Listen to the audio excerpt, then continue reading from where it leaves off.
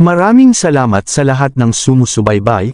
Please subscribe and follow my YouTube and Facebook channel, Filipino Novel. Maraming salamat po. Kabanata 171. Kahit ibinigay ni Leon ang isang regalo na hindi kasing yaman ng iba, ang mahalaga kay Iris ay ang intensyon nito. Wala nang iba pang mas mahalaga doon. Yun na nga natigilan si Leon. Hindi niya inakalang ang pinaghirapan niyang makuha na napakamahal na Imperial Green Necklace ay biglang itinuturing na walang kwenta ng iba.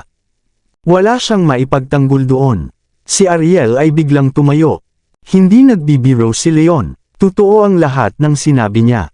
Iyan ay isang rare Imperial Green Necklace, sabi ni Ariel habang tinitingnan ng kwintas at si Leon na may kakaibang ekspresyon. Natigilan si Iris. Ariel, ano ba ang ginagawa mo? Hindi na nga tama si Leon, nagkakaganyan ka pa. Hindi ako baliw. Kaya kung patunayan iyan, hindi lang ito Imperial Green kundi gawa ito ni Master Smith Magnus Summers, matatag na sabi ni Ariel. Ano? Gawa ni Master Summers? Biro ba ito? Si Master Summers ang pinakasikat na craftsman sa Springfield City at halos alamat na siya. Narinig ko retired na siya 10 taon na ang nakalipas, paano ito magiging gawa niya? Nagulat si Ashwin. Kilala niya ang pangalan ni Magnus dahil sa lolo niya na mahilig sa antiques. Isa ito sa pinakatanyag na artisan sa kanilang panahon. Hindi siya parte ng industry pero alam niyang matagal nang retired si Magnus. Tama si Mr. Mercer, matagal na siyang retired, sumang-ayon ng ibang executives.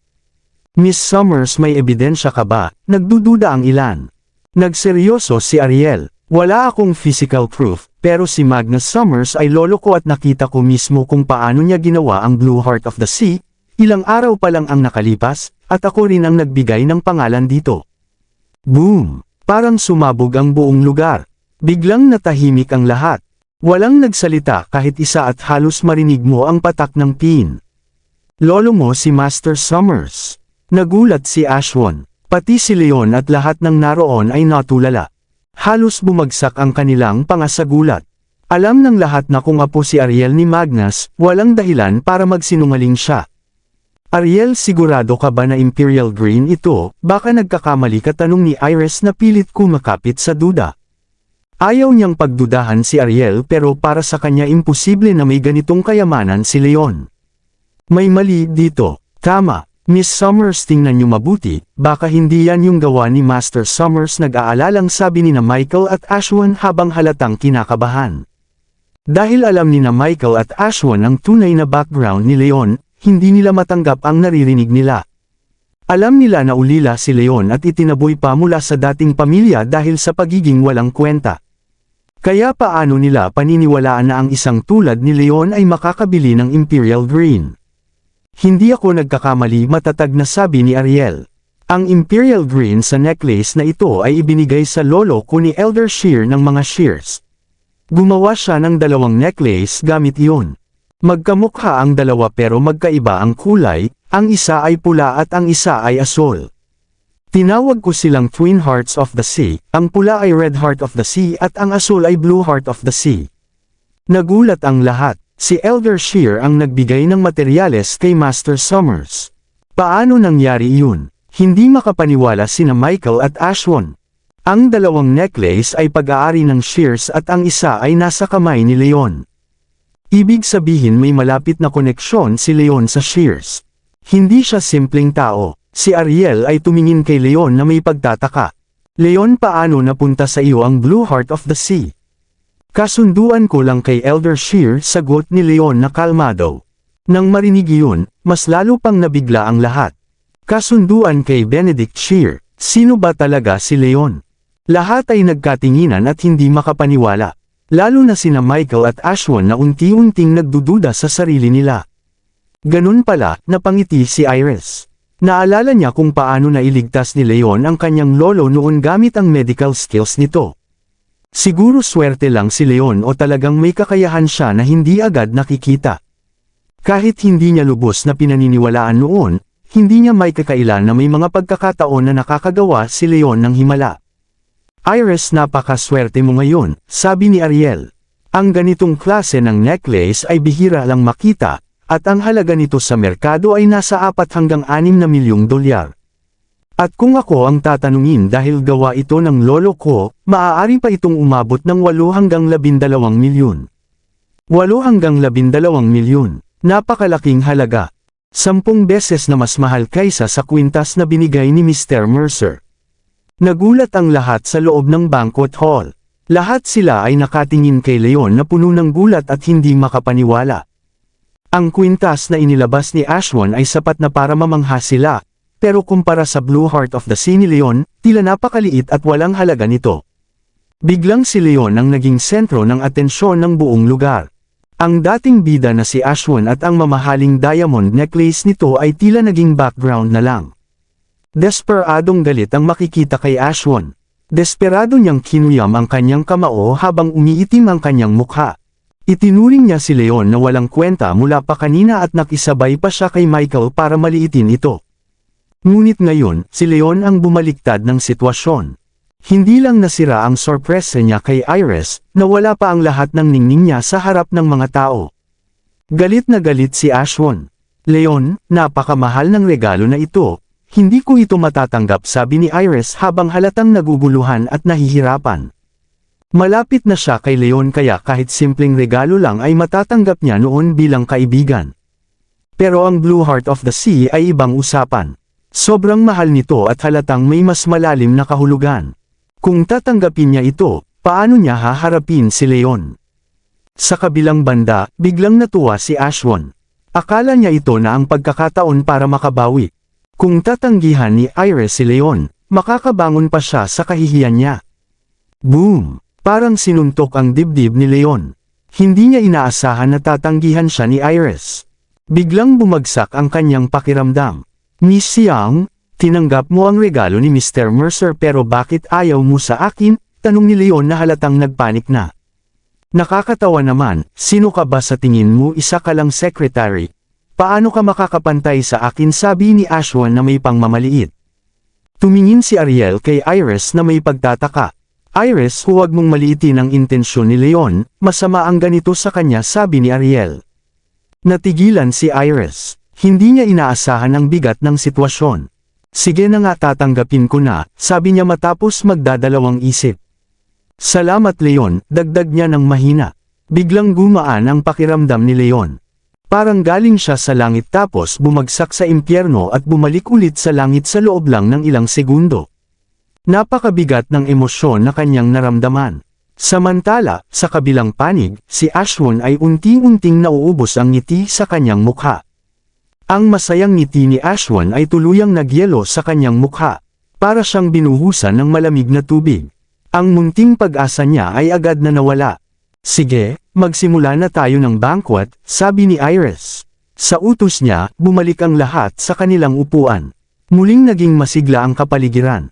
Birthday ni Iris noon. Dahil sa masayang okasyon, maraming executives at empleyado ang lumapit para mag-toast at bumati sa kanya para mag-iwan ng magandang impresyon.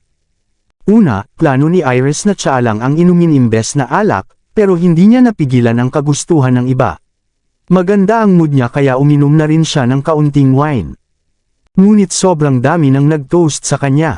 Pagkalipas ng ilang ikot, kahit hindi ganoon kalakas ang alak, namula na ang mukha niya. Medyo nahilo na siya. Si Leon ay hindi rin nakaiwas. Dahil siya ang naging pangunahing dahilan ng tagumpay ng cooperation ng kumpanya, maraming tao ang nag-toast sa kanya para mapalapit. Buti na lang at marunong siya uminom, kaya nakayanan niya. Si Ashwin naman ay ipinakita ang kanyang kakayahan bilang pangalawang pinakamataas na tao sa kumpanya. Mabilis siyang mag-isip. Agad niyang binago ang sarili at ibinalik ang kumpiyansa. Itinago niya ang galit niya kay Leon sa kanyang puso. Masayang nagpatuloy ang lahat. Pagkatapos ng banquet, namula ng husto ang mukha ni Iris dahil sa alak. Medyo lasing na siya. Nakakita si Ashwin ng pagkakataon at ngumiti ng maginoo. Iris, mukhang naparami ka ng inom. Ihahatid na ba kita pauwi? Hinilot ni Iris ang kanyang ulo at medyo inaantok na, pero elegante pa rin ang kilos niya, hindi na kailangan. Si Leon na ang maghahatid sa akin. Huwag ka nang mag-abala. Natigilan si Ashwin. Akala niya girlfriend ni Ariel si Leon, kaya naguluhan siya kung bakit si Leon ang gustong maghatid kay Iris. Nagtinginan ang mga executives, puno ng pagdududa. Napansin ni Iris na parang mali ang sinabi niya dahil sa mga tingin sa kanya. Ibig kong sabihin, si Ariel at Leon ang maghahatid sa akin. Tara na, Ariel, mabilis niyang pagbawi. Sige, sagot ni Ariel. Uminom din si Ariel kaya medyo hindi stable ang lakad niya. Mabilis na kumilos si Leon. Hinawakan niya si Iris sa kaliwang kamay at si Ariel sa kanan. Para bang inaalalayan niya silang dalawa habang magkasama silang lumabas. Pagtingin ni Ashwin at Michael habang umaalis sila, naging madilim ang kanilang mga mukha. Para kay Ashwin, pakiramdam niya nakuha lang ni Leon ang atensyon ni Iris dahil sa regalo nito kanina. Kung hindi, hindi siya mag-aalok na ihatid si Iris. Pinakamahalaga, lahat ng spotlight dapat sa kanya, pero kinuha ito ni Leon. Kinasusuklaman niya si Leon. Sa villa, agad na humanap si Leon ng taxi para ihatid si Ariel pauwi bago siya bumalik kasama si Iris. Sa Dragon Bay Villas, Kabanata 175, tinulungan ni Leon si Iris papasok sa kanyang kwarto. Unang beses na nakapasok si Leon sa kwarto ni Iris. Medyo casual at relaxed ang disenyo nito. May ilang cute na manika sa kama at sa shelves. Napakalinis at maayos ng kwarto at parang may kakaibang bango ang hangin. Maingat na inihiga ni Leon si Iris sa kama. Mabagal ang tama ng alak. Habang pauwi sila, mas lalo pang nalasing si Iris. Sa oras na iyon, mapula ang kanyang mga mata at tila malayo ang tingin. Ibang-iba siya sa kanyang karaniwang malamig at proud na personalidad. Para siyang ibang tao pero nananatili pa rin ang kanyang kagandahan. Napakaganda ni Iris kahit lasing siya.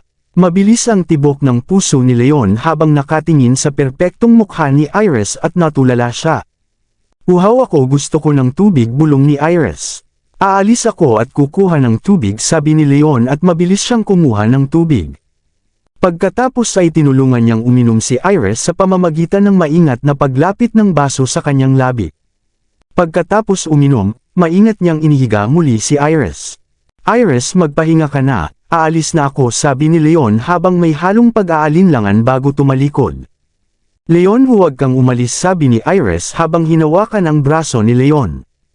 Hindi nakahanda si Leon at natambas siya papunta sa kama at aksidenteng napunta sa ibabaw ni Iris. Nagkatinginan silang dalawa at tila huminto ang lahat. Parang huminto ang oras at nagyelo ang hangin sa paligid nila. Leon, mabigat ka, bulong ni Iris. Ang kanyang boses ay malambing at nakakalasing pakinggan. Naramdaman ni Leon ang mabilis na tibok ng kanyang puso. Dahil sa pagiging lalaki niya, hindi niya napigilan ang nararamdaman. Nakatitig siya sa mapulang labi ni Iris at nakaramdam siya ng matinding tukso. Sinasabi ng isip niya na magkaiba sila ng mundo ni Iris at hindi siya dapat magkaroon ng ganoong iniisip. Pero sinasabi ng puso niya na maging matapang siya at subukan ipaglaban ang minamahal niya. Sa huli, nanaig ang puso niya. Dahil sa epekto ng alak, tuluyan niyang binitawan ang pagdadalawang isip at dahan-daw ang inilapit ang labi niya kay Iris. Naramdaman niya ang tamis ng labi ni Iris at lalo siyang nawala ng kontrol. Nagsimulang kumilos si Iris at bahagyang pumalag. Ang pagtutol na iyon ay lalo pang nagpaigting sa damdamin ni Leon. Nanginginig ang kanyang kamay habang hawak ang baywang ni Iris. Hindi, bulong ni Iris.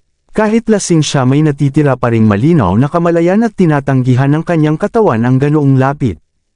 Biglang parang binuhusan ng malamig na tubig si Leon. Nagkamalay siya at agad siyang tumayo. Hangal, Leon, ano ang ginagawa mo? Paano mo nagawa ito sa kanya? Sinampal ni Leon ang sarili niya ng malakas. Kahit gusto niyang maging matapang at hindi magpatalo sa kapalaran, dapat tama ang paraan ng paglapit niya kay Iris para makuha ang loob nito. Pero nagawa niyang samantalahin ang kalasinggan ni Iris. Kung may nagawa siyang lampas sa hangganan, malaking kawalang galang iyon kay Iris. Isa rin itong matinding insulto sa kanya. Kapag nagising si Iris at nalaman iyon, baka tuluyan na siyang mawala sa kanya. At iyon ang hindi niya kayang tanggapin. Iris, pasensya na, sabi ni Leon habang puno ng pagsisisi ang mukha niya at sinusubukang alisin ang kamay niya. Ngunit mahigpit na niyakap ni Iris ang braso niya at ayaw siyang pakawalan. Leon, huwag kang umalis, bulong ni Iris. Masaya ako ngayon. Pwede ka bang manatili pa ng kaunti? Sabi niya habang nakatingin kay Leon. Dahil sa kalungkutan niya nitong mga nakaraang taon, sobrang saya niya noong gabing iyon. Nalulong siya sa saya ng selebrasyon at hindi niya namalayang nakauwi na siya. Sige na nga, sabi ni Leon na may pilit ng ngiti. Hindi niya kayang tanggihan si Iris kaya umupo siya sa upuan sa tabi ng kama. Ngumiti si Iris at hinawakan ang braso ni Leon bago dahan-daang nakatulog. Tahimik lang na tiningnan ni Leon si Iris. Naramdaman niya ang kakaibang saya at kapanatagan na hindi pa niya naramdaman noon. Paglipas ng hindi matukoy na oras, unti-unting bumigat ang kanyang talukap at nakatulog siya sa tabi ng kama. Kinabukasan, pumasok ang sinag ng araw sa kwarto. May biglang sigaw. Unang nagising si Iris. Nagulat siya nang makita si Leon na natutulog sa tabi ng kanyang kama. Nagising din si Leon at biglang tumayo na may kaba sa mukha. Iris, anong nangyari? Bakit? Nag-aalalang tanong niya. Bakit ka nasa kwarto ko? Galit at nahihiyang sabi ni Iris habang nakatingin kay Leon. Nagtaka rin ako. Sobra mo akong tinakot kagabi, sabi ni Leon habang humihinga ng maluwag. Gusto ko nang umalis kagabi pero hinawakan mo ako at ayaw mo akong pakawalan. Hindi mo ba naaalala iyon? Hindi kita pinayagan umalis. Sigurado ka? Sagot ni Iris habang sinusubukang alalahanin pero wala siyang maalala dahil lasing siya. May ginawa ka ba na hindi dapat? Biglang nagpanik si Iris at mabilis na tiningnan ang sarili niya. Nang makita niyang maayos pa rin ang damit niya at walang kakaiba, nakahinga siya ng maluwag. Siyempre wala, sabi ni Leon na medyo kinakabahan at umiwas ng tingin. Kahit hindi siya gumawa ng masama, nahalikan niya si Iris kagabi dahil sa aksidente ng matamba siya. Pero hindi niya yun aaminin kahit bugbugin pa siya. Buti naman, sabi ni Iris habang namumula ang mukha at unti-unting kumalma. Matagal na siyang kasama ni Leon kaya kilala na niya ito. Alam niyang mabuti ang ugali nito. Kung alam lang niya na ninakaw ni Leon ang unang halik niya, siguradong hindi siya magiging kalmado. Masyado pa niyang minamaliit ang epekto niya kay Leon.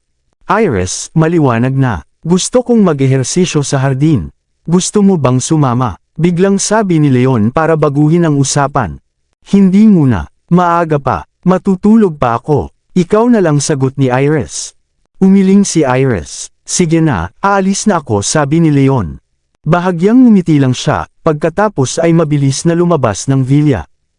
Pagkalabas niya, nagtungo si Leon sa likod ng bundok. Mula nang maitayo niya ang Energy Convergence Circle, 2 hanggang 3 oras na pagsasanay na lang ang kailangan niya araw-araw dahil sa tulong nito. Natutulog siya gabi-gabi at gumigising bandang alas 4 o alas 5 ng umaga para mag-training sa bundok. Tamang-tama ang kanyang tulog at training schedule. Sa gitna ng circle, naupo si Leon ng cross-legged at inilabas ang malinaw na pendant bago i-activate ang formation. Mahigit 1 oras siyang nagsanay. Naging aktibo ang spiritual energy ng circle at nagtipon ito na parang vortex, at mabilis na pumapasok sa katawan ni Leon. Matapos ang ilang sandali, biglang nanginig ang katawan ni Leon at iminulat niya ang kanyang mga mata. Kumislap ang kanyang tingin. Sa wakas, naka-breakthrough na ako, sabi ni Leon habang masaya. Matapos ang ilang araw ng matinding training, nakalagpas din siya sa bottleneck ng intermediate meditation phase at naabot ang advanced meditation phase. Kahit isa lang itong level up, pakiramdam niya ay parang bumukas ang dam sa kanyang katawan. Malaki ang kanyang pag-angat. Lakas, bilis, at pag-condense ng spiritual energy sa katawan niya ay lahat tumaas ng malaki. Kung makakaharap niya ang mga warrior na tulad ni Leopard, pakiramdam niya kayanan niyang patayin ito sa isang suntok lamang. Habang patuloy akong nagsasanay, makakaabot ako sa tuktok ng Springfield City balang araw. Baka maabot ko pa si Iris, sabi ni Leon sa sarili niya habang tumitibok ang puso niya sa bagong kumpiyansa. Dati, alam niyang hindi siya karapat-dapat kay Iris kaya plano niya lang itong protektahan mula sa malayo. Pero matapos ang halik na nangyari kagabi, may kakaibang pagbabago sa puso niya. Ngayon, gusto na niyang ipaglaban si Iris. Hindi mahalaga kung magtagumpay siya o hindi, basta susubukan niya para walang pagsisisi. Pero isa lang itong iniisip sa ngayon. Hanggat hindi pa siya lumalakas, mananatili lang siyang kaibigan ni Iris. Hindi pa siya pwedeng umamin. Isang diborsyadong lalaki siya at malayo pa ang agwat niya kay Iris sa lahat ng aspeto. Kahit hindi siya tanggihan ni Iris, siguradong tutol ang pamilya Youngs. Ang tanging magagawa niya ngayon ay lumakas ng mabilis. Sa kumpanya, pumasok si Michael sa opisina ni Ashwin. Mr. Mercer, sinabi mo kahapon na si Leon ay isang walang kwentang diborsyado na walang background. Pero ano itong nangyari kagabi? Nakipaglapit pa siya sa Shears. Imposibleng ordinaryo lang ang background niya. Sabi ni Michael na may masamang ekspresyon. Mukhang hindi rin maintindihan ni Ashwin ang nangyari. Nagpadala na ako ng tao para muling mag-imbestiga. Noong isang buwan, kilala pa siyang basura lang na walang kakayahan. Wala siyang talento sa kahit ano. Kung may kaya siya, sana iniwan na siya ng ex-wife niya noon pa lang at hindi siya pinalayas ng ganoon lang, sinabi ni Ashwin, pilit na pinapaniwala ang sarili niya. May mali dito, malamig na sabi ni Ashwin. Nagtaka si Michael. Pero nakita naman natin lahat ang nangyari kagabi sa celebratory banquet. Lahat ng tao saksi doon, anong problema? Tanong niya. Hindi lahat ng nakikita nyo ay totoo, sagot ni Ashwin habang naniningkit ang mga mata niya. Unti-unti siyang nag-isip na parang may iniisip na mas malalim. Nagsisimula akong magduda kung sinasadya ni Ariel ang lahat ng ito, dagdag niya. Ano namang kinalaman ni Ariel dito? Hindi sigurado si Michael. Siyempre meron. Isipin mo, girlfriend ni Leon si Ariel. Natural lang na ipagtanggol niya iyon. Hindi mapagkakatiwalaan ang mga sinasabi niya, sagot ni Ashwin ng mariin. Ibig mong sabihin peke ang Imperial Green Necklace. Gawa-gawa lang ni Ariel ang kwento. Unti-unting naiintindihan ni Michael. Hindi ko sinasabing peke ang necklace, sagot ni Ashwin. Sa reputasyon ni Master Summers, hindi siya maglalakas loob na gamitin ang pangalan niya sa kasinungalingan. Malamang totoo na gawa niya ang necklace. Pero hindi natin alam kung tunay bang Imperial Green ang materyales o murang bato lang. At tungkol naman sa koneksyon ni Leon sa Shears, imposible iyon. Nakita ni Ariel na pinapahiya natin si Leon kaya gumawa siya ng palabas kasama si Leon. Ginamit nila ang Shears para ipahiya tayo at itaas si Leon. Iyon lang ang lahat, malamig na sabi ni Ashwin, na parang sigurado siya sa sarili niya. Mukhang tama nga ito, sagot ni Michael habang nanlalamig ang mukha niya. May punto nga si Ashwin. Dagdag pa ni Ashwin, paano naman malalaman ni Leon ang birthday ni Miss Young? Hindi ba kakaiba iyon? Oo nga, sobrang swerte naman yan, sagot ni Michael. Sigurado ako, si Ariel ang naghanda ng regalo ng maaga. Pinagamit lang niya si Leon para ibigay ito kay Miss Young para mapalapit siya sa kanya. Para maitaas si Leon sa kumpanya. Ginagawa niya ang lahat para sa boyfriend niya, dagdag pa ni Ashwin na malamig ang tono. Alam niyang matalik na kaibigan ni Ariel si Iris, kaya alam ni Ariel ang birthday ni Iris. Siya lang din ang makakapaghanda ng maaga. Imposibleng alam iyon ni Leon. Kaya pala, si Ariel pala ang gumagawa ng lahat para sa isang walang kwentang diborsyado, bulong ni Michael habang nagagalit. Habang mas mabait si Ariel kay Leon, mas naiinggit siya. Gusto na niyang durugan si Leon. Huwag kang masyadong magalit, sabi ni Ashwin. Si Leon ay isang ulila na walang-wala, pero nakapasok siya noon sa Mansons. Magaling siyang manloko ng babae. Baka naloko lang si Ariel ng mga salita niya. Oo, mangyayari talaga iyon, sagot ni Michael. Ang walang kwentang iyon ay wala namang kaya, pero magaling manlinlang ng babae. Sa ngayon, si Leon ang common enemy natin. Ang pinaka-importante ngayon ay, kumikislap ang matalim na tingin ni Ashwin. Matapos ang celebratory banquet noong nakaraang gabi, napansin niya na balak ni Iris na sanayin si Leon. Bukod pa roon, nakuha pa ni Leon ang pabor ni Iris. Napakaliwanag ng kinabukasan nito. Kung patuloy na lalakas si Leon, maaaring maapektuhan ang posisyon niya. Baka pa nga mapalitan siya nito. Hindi niya iyon hahayaang mangyari. Kailangan niyang tapusin si Leon bago pa ito lumakas. Kailangan niyang pigilan ang anumang posibleng problema sa hinaharap. Mr. Mercer, sinubukan ko nang paalisin si Leon sa kumpanya, pero tinutulungan siya ni Ariel. Hindi siya madaling kalaban. May ideya ka ba? Halos mawalan na rin ng tiwala si Michael matapos matalo sa nakaraang plano at umasa kay Ashwin. May ideya ako, malamig na sagot ni Ashwin. Nakuha ni Leon ang cooperation ng Wick Group para sa kumpanya. Mataas ang tingin sa kanya ni Miss Yang at balak siyang gawing responsable sa susunod na bahagi ng deal.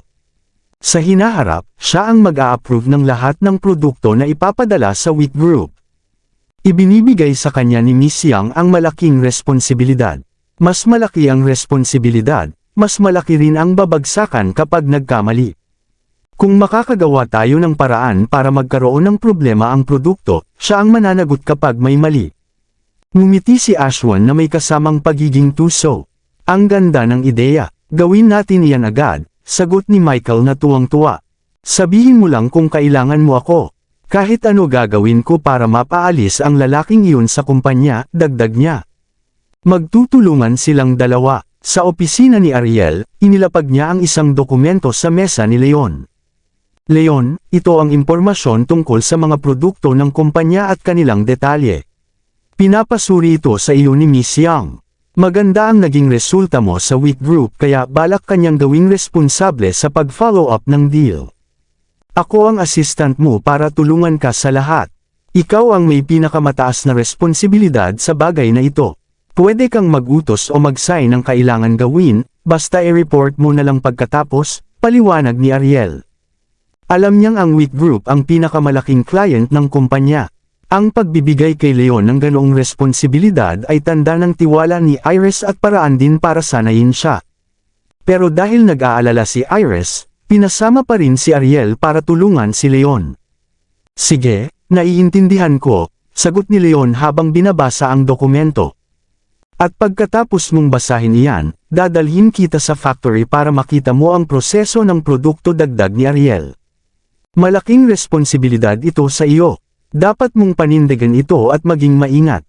Sige, naiintindihan ko. Hindi kita bibiguin at si Miss Yang, sagot ni Leon habang tumitibok ang puso niya. Hindi niya alam kung bakit ibinigay sa kanya ni Iris ang ganitong kalaking responsibilidad, pero ramdam niya ang tiwala nito. Para kay Iris, haharapin niya ito ng buong lakas.